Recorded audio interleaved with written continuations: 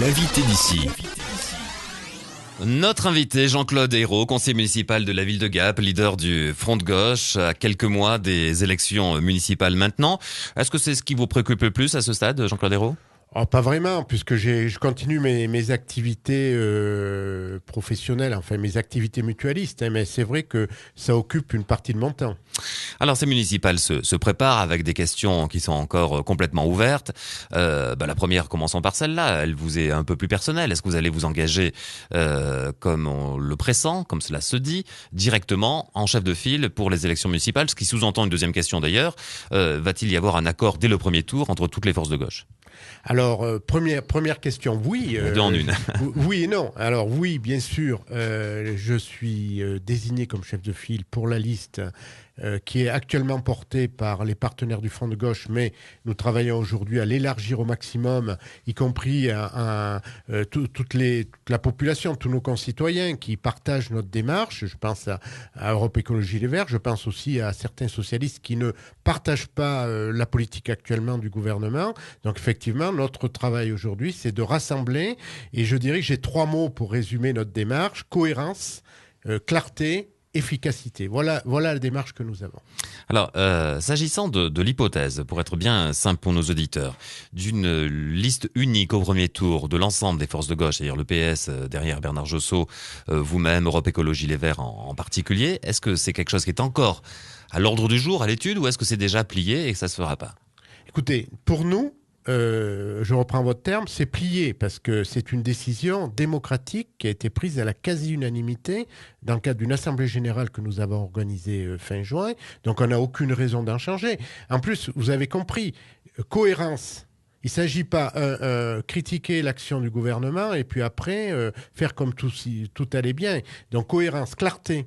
Clarté en direction des électeurs. Il ne s'agit pas de créer le trouble, faire croire qu'on est d'accord, alors qu'il y a sur beaucoup de problèmes, on n'est pas d'accord. Efficacité, parce que nous pensons que s'il y a 2 listes de gauche, une liste, on va dire, de gauche alternative que je conduirai, et une liste de gauche socialiste que conduirait Bernard Josso, c'est pas moins efficace que si on est ensemble au premier tour.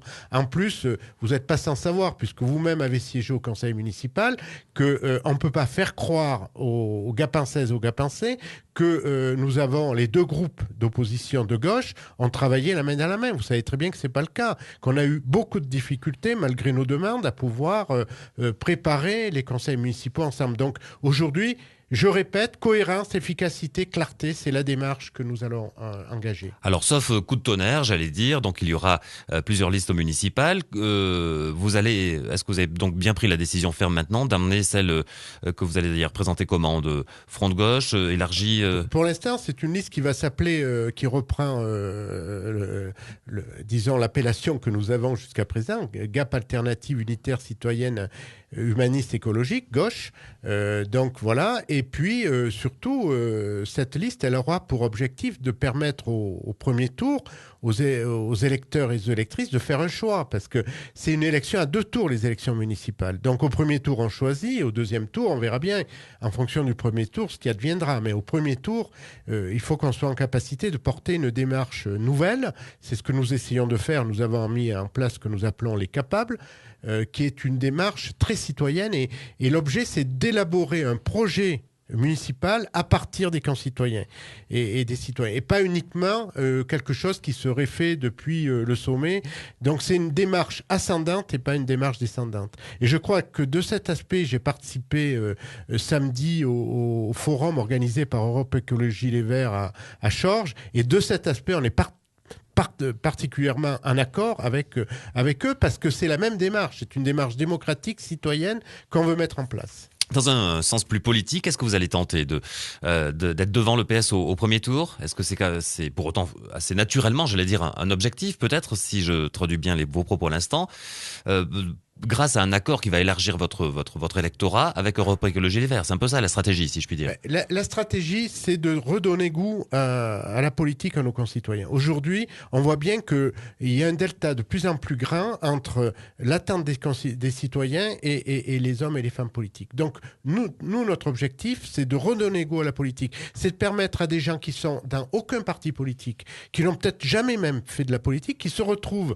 sur une liste qui serait la nôtre pour apporter leur expertise. Je pense par exemple en matière d'urbanisme, on va avoir des dossiers extrêmement lourds après mars 2013 à Gap, c'est la mise en place du plan local d'urbanisme, la mise en place de la communauté d'agglomération, la mise en place du SCOT, du schéma de cohérence territoriale. Donc on va avoir besoin de compétences. Donc moi, mon souci aussi, bien sûr, c'est une démarche de gauche. On est clair là-dessus. On est cohérent avec nos critiques, notamment, que nous apportons à la gestion actuellement du pays par des gens qu'on a soutenus, parce qu'au deuxième tour, on n'avait pas vraiment le choix si on voulait se séparer du précédent gouvernement et du précédent président de la République. Mais notre démarche, c'est vraiment de construire avec des gens compétents qui nous apportent leur savoir et partir d'une démarche nouvelle. C'est-à-dire que le maire, c'est un animateur. C'est quelqu'un qui met les gens en contact, qui dynamise la démarche. Et c'est pas simplement quelqu'un qui décide de son bureau, de tout. Moi, le maire, la conception du maire, c'est un animateur d'équipe. Alors bien sûr qu'à des moments, il faut piloter l'équipe, il faut savoir prendre des décisions, mais c'est dans cette démarche que nous sommes. Donc c'est pas dans une démarche politicienne, c'est pas de dire on va être devant le Parti socialiste. C'est pas quelque chose qui m'empêche de dormir la nuit. C'est pas le problème. Le souci, c'est de rassembler un peu plus. Je vois, mais pour autant, tout le monde concède que vous avez énormément travaillé dans ce mandat, y compris ceux qui ne vous apprécient pas, ou en tout cas qui n'apprécient pas vos thèses et les positions que vous défendez. J'imagine que pour vous, l'idée, c'est quand même de dire, la réussite parfaite, ce serait d'être devant au premier tour et puis que le PS me suive pour tenter de faire basculer Gap. Pourquoi pas ? Pourquoi pas ça peut être effectivement un schéma possible, mais je reste réaliste. Ça va être extrêmement compliqué parce que vous allez voir dans la campagne électorale, vous avez vécu d'ailleurs une campagne il n'y a pas si longtemps, il y a 5 ans et demi, vous avez vu comment on a essayé de dénaturer notre démarche, où on a essayé de faire peur aux gens, alors que nous sommes dans une démarche où on ouvre les portes et les fenêtres, où on tend la main. On n'est pas dans une démarche où on a envie de faire peur aux gens. Aujourd'hui, il y aura des choix à faire. Notre pays est en crise. On ne peut pas continuer à gérer une commune, une mairie de 42 000 habitants en faisant semblant que tout va bien. Donc ça veut dire qu'il va falloir qu'on prenne des options nouvelles, plus sociales. Par exemple, on réfléchit à comment permettre à toute la population d'avoir accès aux services publics organisés par la ville de Gap. Peut-être en même temps des tarifications progressives, plus sociales. Donc il y a des choses. Moi, j'ai envie de penser aujourd'hui à ceux qui souffrent le plus de la crise. Ça ne veut pas dire qu'il ne faut pas se préoccuper des autres, mais il faut qu'on réoriente la politique de la ville en fonction de la situation dramatique que nous sommes en train de vivre et qui malheureusement va se poursuivre avec le chômage, vous le savez comme moi, et l'extension de la pauvreté. Il va falloir donc que la nouvelle équipe municipale, le maire qui sera élu, auront ce souci de mener une action en direction des plus pauvres et des plus déshérités. Si l'on écoute un petit peu les uns les autres, alors ça vaut ce que cela vaut, mais tout le monde se dit, finalement, il va y avoir une campagne municipale, mais c'est déjà plié au regard du contexte, j'allais dire de la gestion réalisée par la municipalité sortante et le maire Roger Didier. C'est la chronique d'un renouvellement annoncé. Est-ce que vous le ressentez comme tel ? Je le ressens comme tel. Effectivement, je l'entends, ce que vous dites, je ne le nie pas, mais en même temps, je peux vous dire, j'ai rencontré hier des agents de la ville de Gap, il y a une souffrance sociale dans le personnel de la ville de Gap qui est à son comble aujourd'hui. Hier, j'ai eu une discussion de plus de 2 heures avec des salariés, des agents de la ville. Je ne dirais pas le service, mais ça m'est arrivé d'avoir des discussions avec d'autres services. Aujourd'hui, il y a une attente très forte des agents. Il va falloir que la nouvelle équipe municipale qui sera mise en place redonne de la sérénité, redonne confiance, parce que la ville de Gap, comme toutes les villes, comme toutes les entreprises, sa richesse, c'est son personnel. Aujourd'hui, le personnel est en souffrance, le personnel est en difficulté grave. Donc, je pense qu'il faudra, la nouvelle équipe, et ça sera des messages que je vais faire passer durant cette campagne électorale, retendre là aussi la main au personnel pour leur redonner confiance, parce qu'on a tellement tiré sur le personnel, tellement réduit les frais de personnel et les frais de fonctionnement, c'est qu'aujourd'hui, il y a plus de jus dans le citron, quoi. Et il faudra que la nouvelle équipe fasse un travail en direction des agents, parce que si on veut que le personnel soit efficace, il faut qu'il soit bien dans sa peau. Pour terminer avec ce chapitre politique, est-ce que je vous l'ai déjà posé cette question, mais est-ce que vous n'êtes pas devant toujours la même contradiction en disant, en étant front de gauche, je me ferme à une grande partie de l'électorat, j'ai du mal à élargir, alors même, on le disait tout à l'heure, que vous avez cette volonté d'être très engagé, très impliqué dans la vie municipale. Est-ce que c'est pas un frein finalement à l'hypothèse d'être un jour maire de Gap, quoi ? Écoutez, bien sûr que la facilité, certains l'ont fait. y compris celui qui est en responsabilité aujourd'hui à la ville de Gap, en tournée à la cutie, comme on dit. Moi, je ne virerai jamais ma veste. Je suis un homme de gauche, je resterai un homme de gauche. Ceci étant, en mûrissant, en vieillissant, j'ai pris quand même, comment dire, un peu de recul. Et je pense qu'aujourd'hui, un maire, c'est pas un leader de parti politique. Un maire, ça doit être un rassembleur. Et donc, je ferai tout pour rassembler. Y compris, j'ai des gens de droite qui je dis pas qui me soutiennent, mais qui ont un regard plutôt positif à mon encontre, parce qu'ils partagent certaines des préoccupations que je porte. Et donc, mon travail, ça va être d'ouvrir vraiment, je l'ai dit tout à l'heure, les portes et les fenêtres. Nous ne sommes pas des gens sectaires, nous sommes des gens ouverts à tous. Une fois élu, le maire, il est le maire de tous ses concitoyens. Et d'ailleurs, si je devais avoir la première responsabilité, première chose que je ferais, hormis ce que j'ai dit sur le personnel, qui me paraît essentiel et urgent, c'est de respecter l'opposition. Vous savez, l'opposition à Gap a été souvent bafouée. Là, c'est monté dans les tours à plusieurs fois ces derniers mois entre vous et le maire de Gap. Oui, parce que vous comprenez, quand on a une majorité, pour avoir une majorité, il faut une opposition. Et pour être bien dans la majorité, il faut respecter son opposition. Et l'opposition, elle est là pour apporter la contradiction constructive. Elle n'est pas là pour tout démonter. D'ailleurs, vous le savez très bien, on vote 90% des délibérations. Par contre, il y a des sujets sur lesquels on n'est pas d'accord. C'est normal que l'opposition puisse s'exprimer. C'est la richesse de la démocratie. Eh bien, moi, nous, si nous étions en responsabilité, ça serait le souci permanent que nous aurions, c'est respecter la démocratie, respecter l'opposition et surtout respecter la population gapençaise et gapençais. Et qu'ils aient voté pour l'un ou pour l'autre, c'est tous des citoyens qui doivent être respectés. Alors, on vivra ça à nouveau vendredi soir au conseil municipal, entre guillemets, de rentrée de la ville de Gap, un ordre du jour assez chargé. Qu'est-ce que vous y avez relevé? Peut-être d'abord quelque chose d'assez concret qui parle à nos auditeurs, le travail d'étude sur ce qu'on appelle le carré de l'imprimerie, c'est-à-dire la rénovation de cet hypercentre de Gap, à la place du cinéma Le Centre, du Royal, etc., pour reconstruire un pôle peut-être culturel. Alors, effectivement, à l'ordre du jour, avant même l'ouverture de l'ordre du jour, c'est pas dans les questions de l'ordre du jour, avant même que soit fait l'appel des présents et des absents du conseil municipal, il y aura la présentation, j'en sais pas plus, la présentation de l'étude du carré de l'imprimerie. Donc on verra bien ce qu'il en adviendra. Moi, mon souci, ça va être de dire à monsieur le maire que c'est bien cette étude, voilà, c'est une démarche concrète, mais qu'il faudra se mettre d'accord sur comment on associe la population, sur la réalisation de la rénovation de ce quartier, et notamment comment on associe les associations qui œuvrent pour le cinéma. Je pense au club, le club, le Royal, pas le Royal, le Centre. Et donc, il y a une association qui s'est créée, qui doit être, qui comporte beaucoup d'adhérents. Il y a d'autres associations, ceux qui gèrent actuellement le club et le Centre. Il faut que ces gens-là soient associés dans la réflexion et peut-être plus globalement associer la totalité des citoyens qui le désirent du centre-ville, parce que c'est très important pour l'avenir du centre-ville. Autre sujet à l'ordre du jour, le rapport de la Chambre régionale des comptes. Alors, dans certaines collectivités, il fait débat. C'est le cas au niveau du Conseil régional Provence-Alpes-Côte d'Azur pour les déplacements en hélicoptère et d'autres sujets relatifs aux frais de la présidence de région. Bon, pour Gap, apparemment, les choses sont plus simples. La Chambre régionale des comptes a rien relevé de majeur, je crois. Disons que ce qui apparaît, et nous l'avons dit plusieurs fois, nous en sommes satisfaits, c'est qu'il y a eu un redressement depuis 2008. C'est-à-dire que nous avions critiqué en 2007 très fortement la politique de l'équipe sortante, parce qu'il y avait une situation qui devenait dangereuse au niveau de la gestion de la ville, avec un endettement qui n'était pas loin du surendettement. Aujourd'hui, depuis 2008, le maire actuel, l'équipe actuelle ont redressé la barre, je le reconnais. Nous avons fait partie de ceux qui avons demandé, exigé que la barre soit redressée, parce qu'on sait bien que quand ça dérape, c'est qui paye au bout? C'est les contribuables. Donc effectivement, il y a une situation qui s'est améliorée. Ceci étant, on a toujours un endettement plus important des villes comparables à la nôtre, puisqu'on est à 1500, 1600 euros par habitant, alors que la moyenne est de un peu plus de 1100 par habitant, donc on est en dessus. Mais il y a eu une amélioration de la gestion. Par contre, je ne vais pas développer là, mais il y a plusieurs questions que pointe la Chambre régionale des comptes, que nous avions d'ailleurs pointées.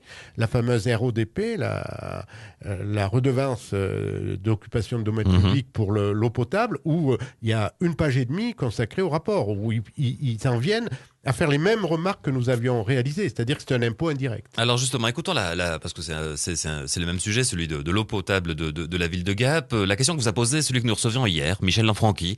Il est président de la communauté de communes de la vallée de l'Ubaye. Moi, je suis dans le 04, mais l'Ubaye est fortement impliqué à Gap.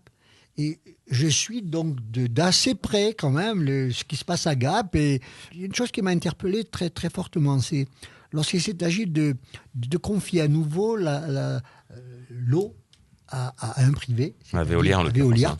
Il m'a semblé lire que avec le nouveau contrat de Veolia, l'administré paierait 40% de moins l'eau. Et en face, on nous disait qu'il fallait revenir à la régie où l'administré paierait 40% de plus l'eau. Là, je ne comprends plus, là. Moi, je veux bien, mais qu'on attaque le privé, etc. Mais là, on paie l'eau d'un côté 40% de moins, on n'y veut plus, mais on veut instaurer un système. Et là, je demande à mon collègue élu, mais attention, avec respect, qu'est-ce qui vous pousse à vouloir changer ça ? La question est très facile. Déjà, M. Lanfranchi dit des bêtises, mais il a suivi d'un peu loin l'information. Il n'était pas question d'avoir une gestion publique qui augmente de 40% le prix de l'eau, franchement. Autrement, on ne l'aurait pas soutenu. Non, je crois que c'est un choix politique dans la vie. Il faut savoir faire des choix clairs. Tout à l'heure, je parlais de clarté et de cohérence. Aujourd'hui, moi, je pense que la gestion de l'eau potable doit revenir à la gestion publique et non pas à la gestion privée. Je fais remarquer à M. Lanfranchi, je fait remarquer à M. Roger Didier, c'est que si Veolia baisse l'eau de 40% sur son tarif, ça veut dire que pendant des décennies, on a surpayé l'eau, et notamment la RODP. On a prélevé, d'ailleurs c'est pointé par la Chambre régionale des comptes, on a prélevé au niveau de l'eau plus d'1 million, je crois que c'est 1,6 million en 2 ans sur le tarif de l'eau. En fait, c'est un impôt indirect. Donc, simplement, je réponds à M. Lanfranchi, nous sommes effectivement pour réduire au maximum le prix de l'eau, parce que nos concitoyens aujourd'hui sont en difficulté, je l'ai dit, mais il ne faut pas faire une telle remarque en disant d'un côté, l'eau publique va être 40% moins chère et l'eau privée 40% plus chère, ou inversement. Ça ne se pose pas en ces termes. C'est un choix politique d'avoir une gestion publique de l'eau. Alors, je ne sais pas à Barcelonnette si c'est Veolia qui gère ou si c'est une régie, mais les régies s'en sortent très bien. Aujourd'hui, on a des statistiques, on voit bien qu'il y a de plus en plus de villes qui choisissent la régie et que généralement, à 99% des cas, l'eau gérée en régie est très bien gérée et la tarification est très, très au point. En plus, il n'y a pas que le prix de l'eau, il y a les investissements à faire sur plusieurs années. On pourrait consacrer d'ailleurs toute une émission à l'eau à Gap, parce qu'il y a aussi la nappe des Chaudières, il y a beaucoup de sujets autour. Il y a beaucoup de sujets La nappe des Chaudières, aborder. pour en parler un instant, c'est un blocage, j'allais dire, plus presque des rapports humains, ou en tout cas de vraies divergences de vision des choses, ou d'intérêt tout simplement, entre la ville de Gap et le canal de Gap. C'est ça, on tourne en rond, le préfet dit je vais taper du poing sur la table, mais pour l'instant c'est pas suivi des faits. Bon bref, je pense que ça peut bloquer. C'est une des raisons qu'il faut changer d'équipe municipale. Parce que ce blocage, c'est insupportable. Insupportable entre l'ASA du canal de Gap, les Champsaurins et la ville de Gap. Je crois qu'il faut que la nouvelle équipe municipale, le nouveau maire qui sera élu en mars, revienne à des positions plus conciliantes, plus constructives. C'est pas possible qu'on reste bloqué comme ça, parce que moi, j'ai interpellé le maire à plusieurs reprises. On va certainement encore l'interpeller vendredi. C'est pas possible qu'on reste sur un blocage où chacun reste dans son camp retranché. Je pense qu'il faut vraiment faire des efforts et que la ville de Gap a tout intérêt à prélever son eau dans la nappe des Chaudières, parce que ça serait de l'eau de qualité, alors qu'actuellement, on a de l'eau de surface qui quand même peut poser des problèmes graves à la population. Alors c'est devenu une habitude, maintenant, chaque mi-journée, on présente un miroir à notre invité pour dire ce que spontanément il y voit. Alors je ne sais pas si vous aviez déjà préparé, parce que certains sont au courant à présent, mais spontanément, voilà. Je sais que ça se fait, mais... Qu'est-ce que vous y voyez dans ce miroir, finalement, Jean-Claude Ayrault ? J'y vois quelqu'un qui est très concentré sur ses responsabilités, qui a le sens qui pense qu'effectivement, il va rentrer dans une phase compliquée, difficile, avec une nouvelle campagne électorale, c'est la 5e. La 5e, dites. 5e. Donc, je suis bien conscient des difficultés. Il faut que, parallèlement à ça, je continue à quand même être présent au niveau familial et que je continue à avoir une vue très vigilante sur la gestion de la mutuelle, puisque je préside une mutuelle qui a 90 salariés aujourd'hui. 0405, donc des responsabilités. Donc, mais j'assume. Pour l'instant, j'ai une bonne santé.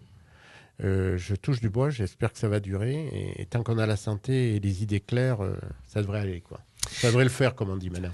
Demain, nous recevrons Chantal Éméhoud, maire d'Embrun, et présidente d'ailleurs de la communauté de communes de l'Embrunet. Quelle question peut vous venir à l'esprit, Jean-Claude Ayrault ? Déjà, je suis allé cet été amener mes petits-enfants au plan d'eau. Je voudrais féliciter Madame le maire d'Embrun, parce qu'on trouve au plan d'eau d'Embrun beaucoup d'activités qui permettent d'occuper nos petits-enfants quand on en a. Et moi, j'en ai 6, donc j'ai de quoi faire. Et voilà, je voudrais la féliciter parce que j'ai trouvé un lieu très agréable au plan d'eau, une grande satisfaction et j'y vais régulièrement. Et ce que je voudrais lui dire, lui poser comme question toute bête, je n'ai pas rien préparé, hein, voilà. Est-ce qu'elle sera candidate ? Je pense que oui. Est-ce que ça sera, comment elle voit sa future candidature ? Est-ce que ça sera une candidature purement de droite ? Est-ce qu'elle va ouvrir les portes et les fenêtres, comme j'ai dit tout à l'heure, à peut-être d'autres sensibilités ? Et comment elle voit ça ? Est-ce qu'elle pense être élue et comment elle voit ses réélections ? En tout cas, vous avez une position commune sur le sujet de l'eau, hein ? Oui. On a une position commune. Choisi de repasser en régie. On a une position commune et je dois dire que les relations que j'ai eues avec son adjoint chargé des questions de l'eau ont été de très belles relations, malgré qu'on n'ait pas les mêmes options politiques et que tous deux, on est arrivés. Ça répond à M. Lanfranchi d'ailleurs, parce qu'il y a des gens de droite ou du centre qui soutiennent la gestion publique. Et je peux vous dire qu'eux, ils sont acharnés parce qu'à Embrun, ils ont fait la différence entre la gestion Veolia et la gestion publique, et il y a une énorme différence. Jean-Claude Ayrault, on vous remercie. On va vous revoir probablement très souvent à l'occasion de la campagne des élections municipales. Merci d'avoir été avec nous. Merci.